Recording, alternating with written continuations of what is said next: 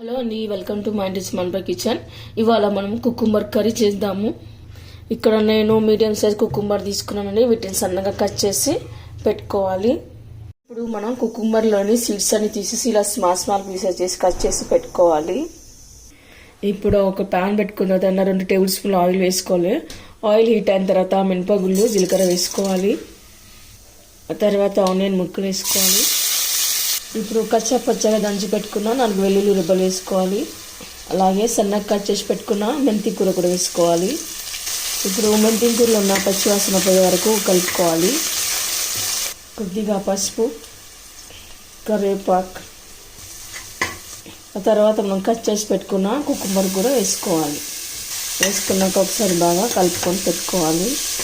ఇప్పుడు కొద్దిగా red chilli powder, salt, ధనియా powder ఇవన్నీ వేసాక ఒకసారి బాగా కలుపుకొని పెట్టుకోవాలి.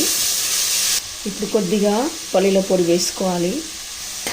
ఆ తర్వాత ఒకసారి అంతా కలుపుకొని పెట్టుకోవాలి.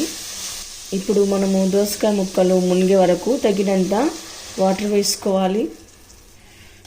ఆ తర్వాత మనం కుక్కర్ మూత పెట్టుకొని 1 విజిల్ ఇస్తే సరిపోతుంది. తర్వాత కుక్కర్ మూత వేసి 1 విజిల్ వచ్చిన తర్వాత ఇలా ఒకసారి కలుపుకొని పెట్టుకోవాలి. ఇప్పుడు కొద్దిగా జీరా పౌడర్ వేసుకోవాలి. వేసాక ఒకసారి బాగా కలుపుకోవాలి. ఓకే అండి, కర్రీ అయితే రెడీ అయిపోయింది. ఇప్పుడు ఫైనల్గా కొత్తిమీర వేసి గార్నిష్ చేసుకుందాము. ఇప్పుడు సర్వింగ్ ప్లేట్లో తీసుకుందాము.